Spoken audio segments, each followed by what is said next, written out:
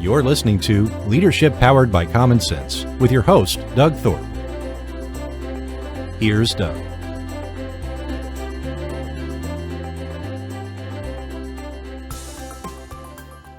Well, hello again, everyone. This is Doug Thorpe, and you're listening to another episode of Leadership Powered by Common Sense. We are the show where we try to take your challenges as a business owner or a business leader and break them down into bite-sized chunks that might be solved with some good old-fashioned common sense thinking.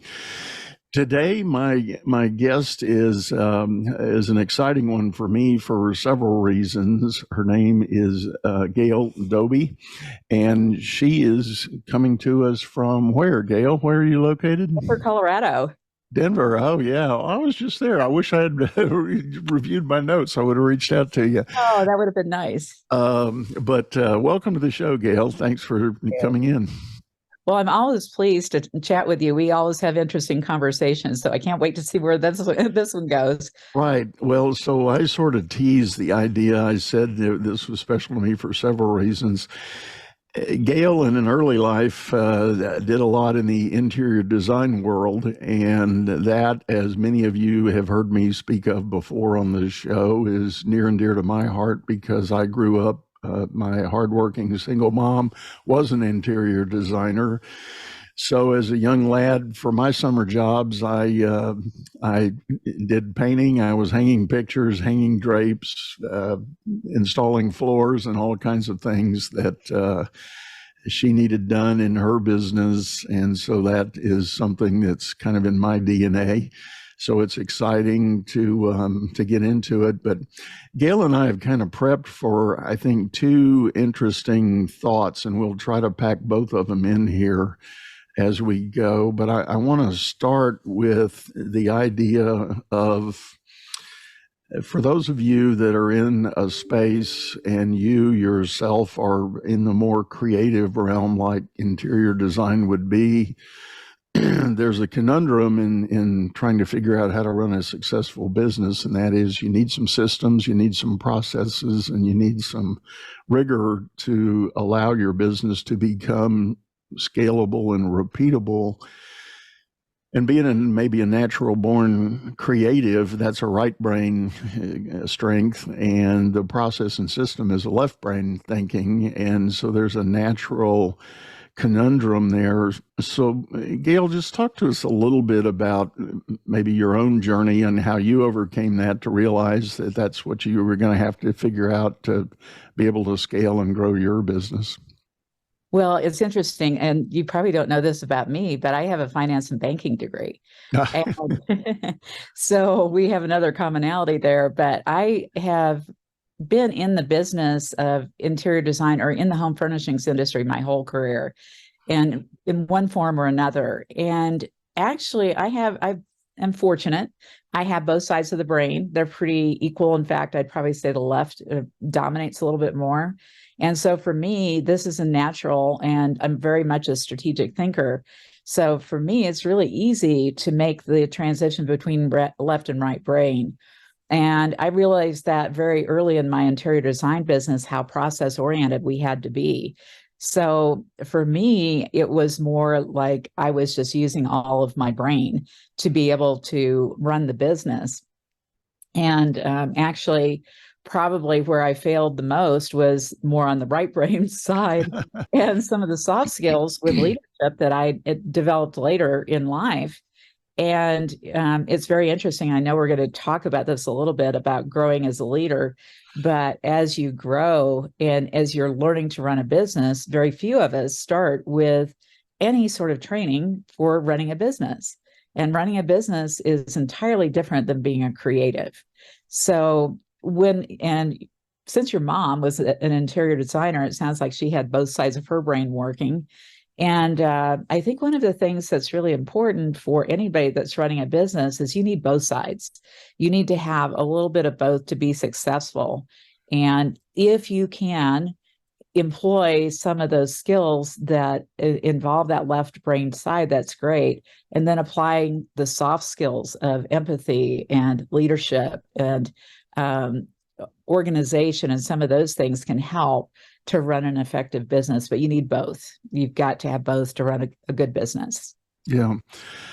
And really to round out that challenge is that for those that are maybe incredibly stuck on the creative side, you just have to have the willingness and awareness to open up and find somebody else that you can join your team and maybe fulfill that gap that might be from the left side of the brain, and figure out a way to harmonize. And as one of my guests said not long ago, determine your own zone of genius and really thrive there, but be willing to open up for the filling of gaps that might otherwise exist for the good of the business.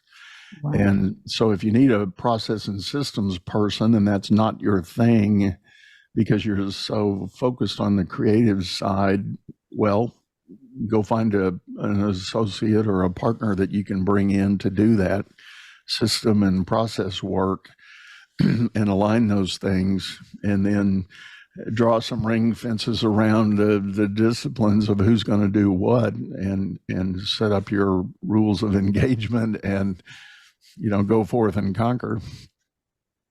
Right. And I agree with you, because we don't have to be good at everything. We just have to know what we're great at and do that. And sometimes we have to do the other part for a while just because we can't afford to hire those people early on. But the sooner you hire those people, the faster you get into what you're really good at.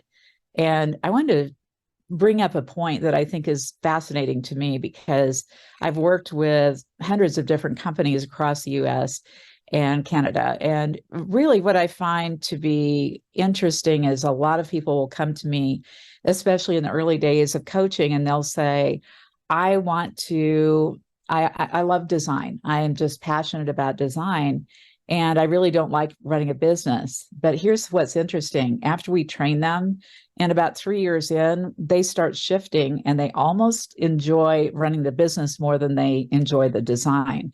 So we see this shift happening, and all of a sudden, at some point, they realize that they are running a business that happens to do interior design.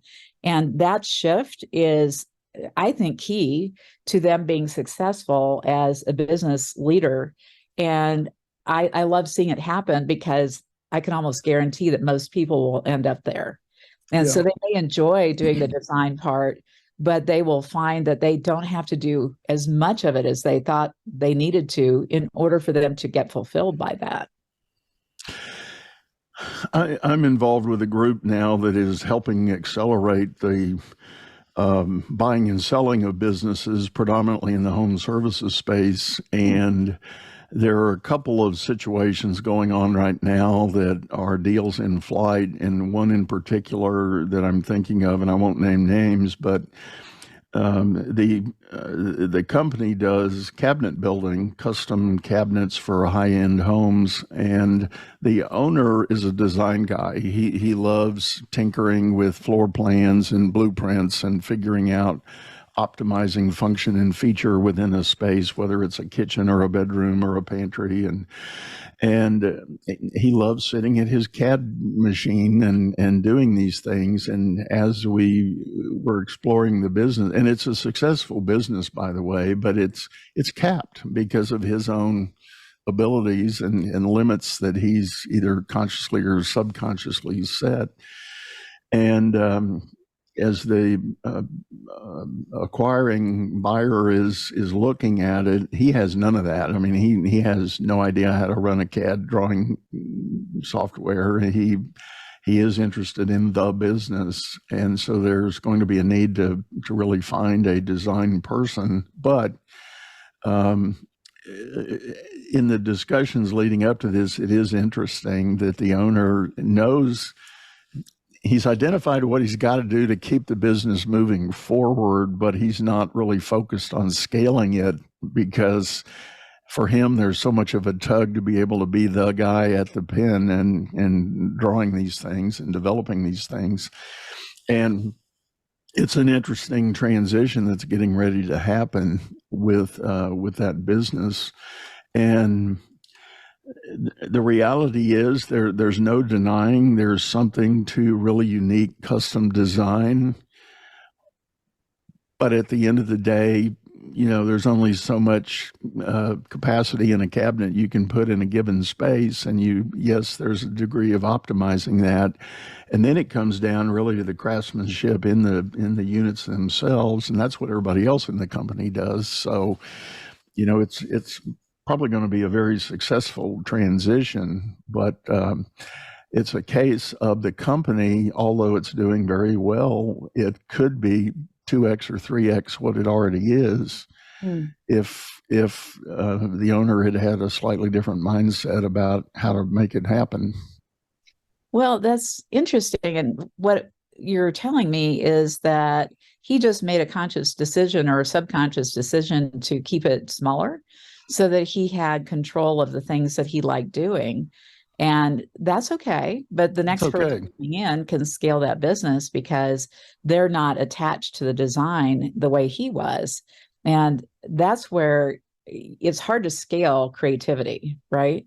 So in order to scale creativity, you have to find a way to duplicate that creativity. And that's where building a business where you have designers on your team can help you scale that business as long as you let go of that control. So this comes down to the owner becoming more aware of the fact that he can still be a designer, but he doesn't have to do the work of the design every day. Right. No, that's a very fair point, and that is a good point, and I don't want to gloss over it for entrepreneurs out there that have gotten to a certain level in their business and they found a comfort zone, and I call it a lifestyle business. If you've built it up to enough of a cash generator that you are living the lifestyle you want, and arguably you don't want the headaches of something bigger, more complex, fine. There's absolutely nothing wrong with that. The only asterisk I would put on that is if you do get to the point you want to be able to exit the business, you need to begin thinking about how critical is your touch point in the business, because if the business is only going to survive because you're doing X, then you don't have a saleable business. Well, this might be kind of interesting, a little bit of a tangent from that. And I was having this discussion with my second in command. She's been with me 18 and a half years. So it's been a long, long journey together. Love working with her. And we were talking about the fact that we were talking about exit. And we were talking about the fact that I've been planning for it for about 10 years and really starting to work on it in the last 5 years and pull myself out of parts of the business so that the leadership team is running the business. And I was saying to her the other day, I said, I have about 5 more years of vision that I'm willing to apply to the business. And I need to know what your vision is beyond that 5 years, up to 10 years, maybe 20 years, to know what your plan is to take this business to the next level. And I haven't seen that yet. I haven't heard from you. I don't know what your vision is for that future. And I also don't know what your strategy is. And I'm not seeing that strategy from the leadership team. So we're going to be talking about that in about 2 weeks. And I am challenging the leadership team in my company to start verbalizing and thinking about what it is they want to see for the future of the company. So I'm pushing them into not necessarily the visionary type of thinking that I bring to the company, but I'm encouraging them to think strategically about how to take it to another level.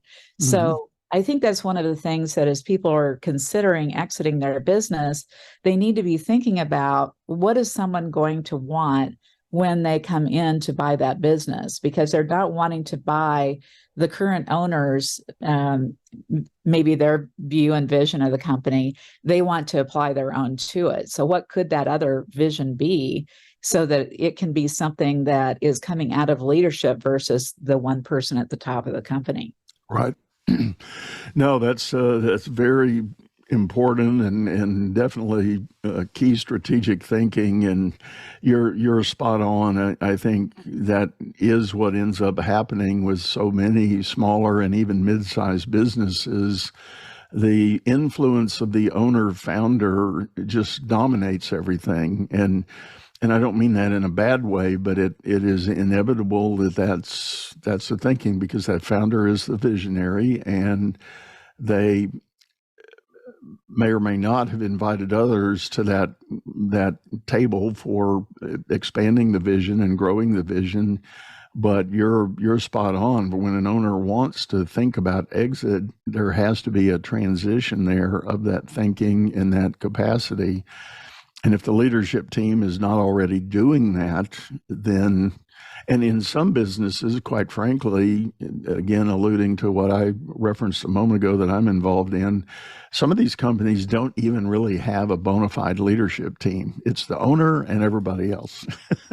Right. And Right.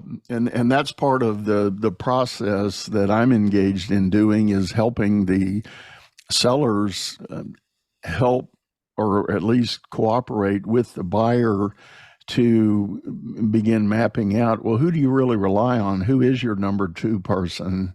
And you maybe have never designated them as a part of a leadership team, but let's know who those people are and let's start having those discussions. And we encourage the buyers to really more formally from day one declare, hey, George or Sally, you're going to be on my leadership team.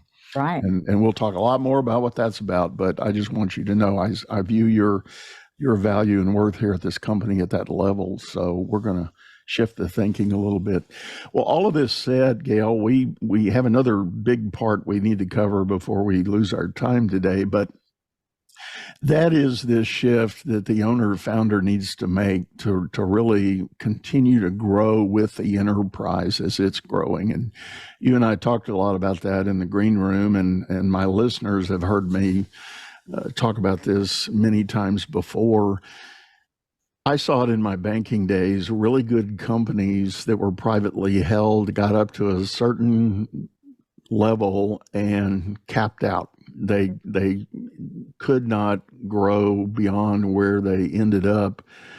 And inevitably, it was a function of that owner founder not willing or not able to make certain continued growth. And some call them pivots, some call them mindset shift, whatever. But it's for sure a growth mode of thinking differently, viewing the business differently, stepping on some other emotional intelligence elements to allow others, delegate more, expand the thinking, etc. So talk to us about your experience in that journey as well. Wow, that's a big one. I do believe that there are people that have a natural tendency to be leaders, but they may not have the training to do it. And then there are some people that fall into it because maybe they didn't have somebody else to go work for, so they learn the leadership skills on their own. So to me, it's almost like you'll have your own journey to get to wherever you are. And what you need to understand is that in order for your company to grow, you have to grow. You have to grow as a person that is a leader of the business. You have to grow emotionally, intellectually. You have to work constantly at being better at what you're doing. And that involves being able to take feedback from both your clients and your employees. And your employees are your number one client. And if you can't take that feedback, you're probably not going to be able to go past a certain point, because we all have blind spots. So sorry about the train. We all have blind spots. And I think we need to be open to having people tell us what our blind spots are so that we can grow into being a better leader. So I think that we have to fail at a few things along the way in order for us to find out what our limits are and maybe what our opportunities for growth are. And if we can take both of those pieces of information and apply those and allow ourselves to see the future differently and step into it differently and be curious, I think we can grow into a larger company if we want to. And again, it's personal choice. People tend to behave in a way that shows itself in results. That's what's going to happen at some point. You can't get beyond who you are as a person. So if you're going to grow your business, you have to grow. So I think that's the bottom line of this. Right. And as I alluded, some of the symptomatic touch points that I've seen in watching owners cap out is things like being willing to delegate, being willing to open up. I had a client recently who there was one element in their business. There was for every new transaction that was being submitted to the bank, he had to provide his Social Security number, and he was unwilling to tell his office person what his social was. So every transaction literally had to cross his desk so he could fill in the blank with the social and get it submitted to the bank. And when I was working with him, I said, why aren't you allowing that to be delegated to your person? You trust her with everything else about your business. She writes checks on your behalf. I mean, there's not a lot more sensitive than that. And he said, what's my social? I said, yeah, but it's necessary for the banking doc. Well, why don't you just allow her to do that? And you can have whatever talk you want to about asking her to protect it, but get it off your desk. You don't need to be the bottleneck in all these transactions flowing. And I said, how much time a week do you spend? He goes, well, we do a lot of transactions. I probably have 8 or 10 a day. I said, oh my God, Wow. I said, oh my God, you're kidding me. And so he, somewhat reluctantly, he agreed. And next thing you know, he's saying, man, I've got 2 hours a day. I'm not sure I know what to do with. And I'm going like, well, bingo, let's go. I've got a whole list of things you've told me you could think about. And, it opened up a whole new lens, but it's those interesting little limiting beliefs that people show up operating with. And, I love your point about getting feedback on your blind spots. I think that is so critical. And the reality is, if you own a business and you've done a reasonably good job of recruiting people, they want to succeed. So they're going to see their own part of your business, and they're going to have ideas that they at least would enjoy talking about. Mm-hmm. You don't have to say yes to all of them, but if you're not even allowing them to be heard, you may be missing a whole lot of opportunity that you're just not seeing. Well, I'll share something that I've shared with some of my clients, and I think this might be useful for the listeners, is that there are 3 levels of decisions, in my view, or experience with my clients. And one is that you can make a unilateral decision. And the more unilateral decisions you make, the less you have buy-in from your employees. So be very frugal and don't do a lot of those unilateral decisions, because you're going to find that it puts you in a position of being the leader, but you're not allowing others to participate. The second level is when you are soliciting information and you're asking people for their input about it, and then you make your own decision. But you always have to share why you made the decision with the people on your team so they understand your reasoning and logic behind it. They may not always agree with the decision you made, but you do have that authority to do that as an owner. And that puts you in a better place overall. And the third type is collaborative, where everybody has to agree about the decisions that are made within a company. And that sounds great, but what happens is if everything has to be a collaboration and you have to have 100% agreement, then you have a situation where it slows down the decision process. That may be okay for some things, but it can't be for all things. So I kind of like to be in that middle category, because that ends up moving the company more efficiently in many ways. And also you can apply that to delegation and not abdication, because I am really against abdication. But a lot of people do that, where they'll delegate and but they don't necessarily give the decision power and empower their people to use their decision skills to really be in charge of an area. So they end up coming back and asking for approval.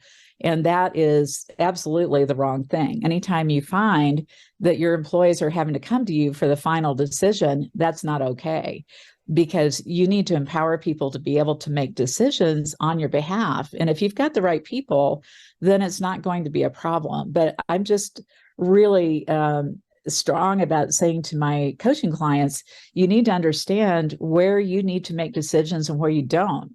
And when you let go and you delegate, you need to be sure that that person understands that they're allowed to make the decision and that you're not going to come in and supersede what they said just because you're the boss. So you have to be careful, because this is not necessarily easy for people to learn how to delegate effectively. Yeah. There's a great story a coaching colleague told, and we've repeated on the show a couple of times because I think it's very, very powerful. And that is, there's a story of a business owner who had grown his business up to a multi-million-dollar level. Team was about 20 or 21, something like that. And one day, the office manager came in and said, "Hey, boss, could we just shut down for the rest of the afternoon and go down the street to the coffee shop and just have a little social with everybody?" And he said, "That's a great idea," and he jumps out of his desk and goes on the floor and starts, saying, "Shut it down, We're going to go have coffee, let's go." So they march down to the corner cafe and they all get their stuff and they're sitting around, and the same office person that had brought up the idea said, "Well, we really wanted to have a meeting for another reason. we have a list we need to go over with you." And it was kind of an intervention. And what had happened was, as the company grew, there was this ever-growing list of observations and feedback that the people were seeing in the owner. And the good news was they felt comfortable enough in mass anyway to present it to him. And this office manager type was the kind of the spokesman and said, "Well, let's start with the issue that you're a micromanager. We love you to death. We love working here, but we got it. We know what we're doing. You don't have to hover like you do." And the good news was this founder had a pretty high level of emotional intelligence. And he sat back and he said, "Oh my God, okay, I'm making notes here. What's next?" And they processed through this list, and he took it all in. And he basically told him that afternoon, he said, "Give me a couple of days. I'm going to work on this, and I want to get back to you. We will have another team meeting. I'll tell you where I land on these things." And he was true to his word. About 3 days later, he called another huddle and he went through the list and he said, "Here's what I'm hearing about this. Here's what I think I can do to fix it," and yada, yada, yada. He went through the whole thing, and the business just continued to, escalate and grow. So sometimes I think for me, the moral of that story is, one, kudos to the owner for at least having the fortitude and the emotional intelligence to take it all in and not erupt, right? And not get incredibly angry or embarrassed or hostile about it. And clearly he had at least created some environment where they felt a degree of comfort bringing it up and coming. But he had also apparently created a culture where the employees were all in. They wanted to see continued success, but they all were feeling these constraints and knew that there were roadblocks that they needed to clear out so they could keep moving. And it was a very happy ending when it was all said and done. Mm-hmm. But it's a great example. And I think what we're saying here, Gail, I don't want to put words in your mouth, but what I would tell clients is, you need to be the proactive one, asking the questions and creating the opportunities. Hey guys, and even if it's just your leadership team, it doesn't necessarily have to be every person in your company, although that would be helpful if it's doable. but at least among your leadership team, have the honest discussions. What am I doing that's holding you guys back? That's a perfect question. And to me, if someone can do that and they can listen and they can take it in and make the necessary changes, the company will do well. And if they can't do that, then it will probably hit a level where they can't go beyond that. Because as we were talking about earlier, you can't go beyond the growth of the person that's leading the company. But if you have a team of people, then everything can rise together if you're allowing other people to bring their intelligence to the game. Because honestly, sometimes our employees are better at things than we are. And I think that that's one of the things I love the most, is to see my people on my team exceed what I can do. And I'm so excited when they do that. For instance, my second in command has a better aesthetic eye than I do. And so when we were rebranding our company a year ago, just the things that she did and what she brought to it, it was just way beyond what I could have done. So for me, that's what I look for in people on my team, is for them to bring that level of creativity and problem solving and also commitment to the company. And if you can find those people, you've got gold. You absolutely have gold, and it's a saleable asset, because people want to hire a company that can continue without the leader in the place of the one position. Right. So if the whole leadership team is strong, then you've got a very interesting company. One of the best ways I've heard it described, for those of you who appreciate word pictures, is envision a good old-fashioned hourglass, sand in the hourglass. And what we're talking about here is typically owner-founders tend to be that pinch point in the middle of the glass, the very narrow little channel that things drop through. And if you are creating that bottleneck in your business because you have to touch the transaction, you have to make the final decision, you're not going to get much flow through that funnel. So if you can take the binders off of that and open that channel, you can get this giant flood of activity and prosperity going through that pipe, and you will see all kinds of growth and expansion made available. And again, the asterisk on all of that is there's absolutely nothing wrong with figuring out a lifestyle business if that's what you want to do. But if you're really in the game to build an asset that has a meaningful value that you can exit from at some future date, you want to do everything you can now to optimize that possibility.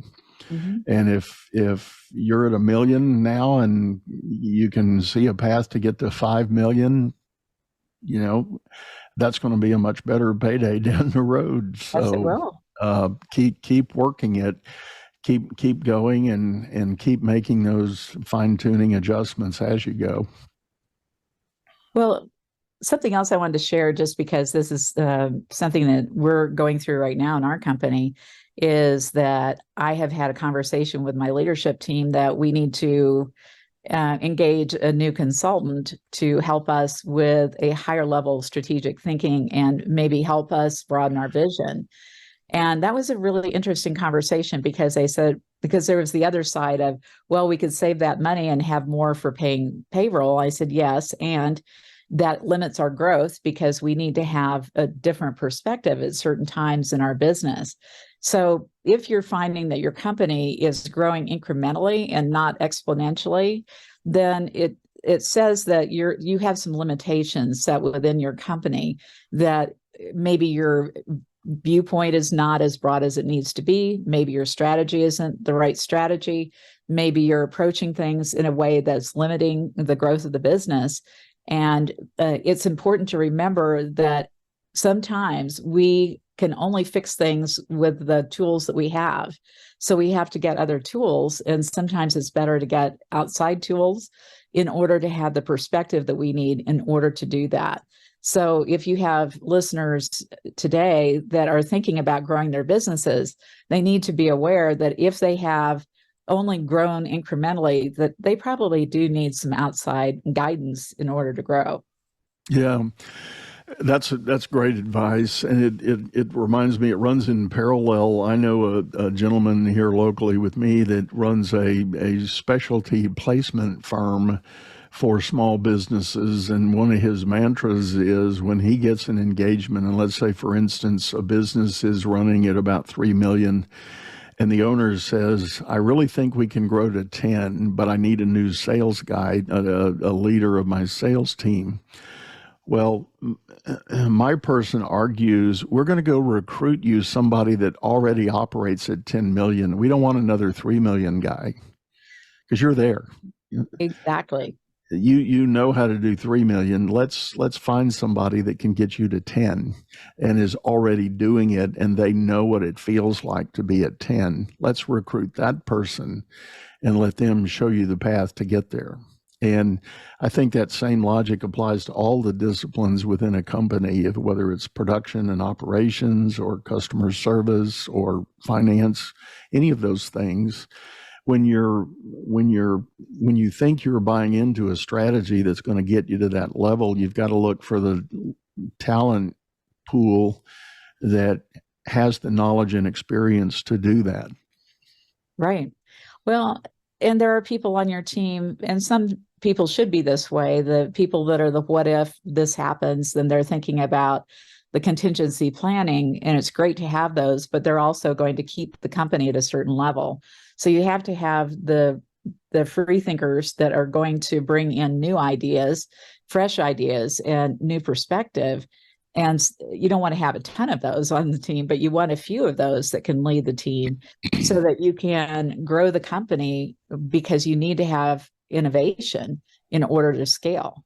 And Right. So to me, that you're saying the same thing. You're hiring a person who has helped to scale a business or is at that level, instead of the one that's already at the current level. So sometimes that same thinking that you've been using to operate at that incremental level is just not enough. You Right. have to have some way of changing it. Either you get consulting or you end up hiring a stronger person to come in and lead. So great point. Well, and from a financial sense, there's all kinds of creativity you can do to incentivize somebody to join you at that level. If they've already been running at 10 and you want to get to 10, you can give them a lot of the upside in making it happen, and they'll find it a welcome challenge and a good opportunity. And you can make the numbers work, is what I'm saying. So, well, Gail, we're about up on time here. Thank you so much for sitting in. I think this has been great. And tell people the best way to get a hold of you if they're interested in learning more about what you do. Okay. Well, probably the best way is to look us up at thepearlcollective.com. Okay. Thepearlcollective.com. We will have that link in the show notes for everybody, as always. And one last time, Gail, thanks for sitting in. My pleasure. Thank you for having me, Doug. All right.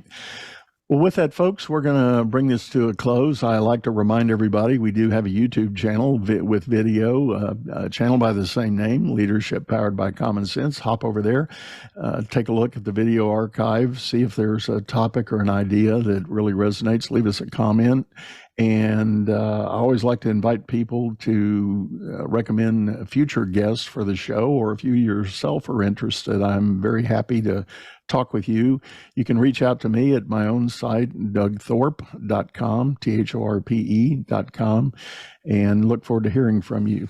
But for now, we're going to say goodbye. Go out there, make it a great day.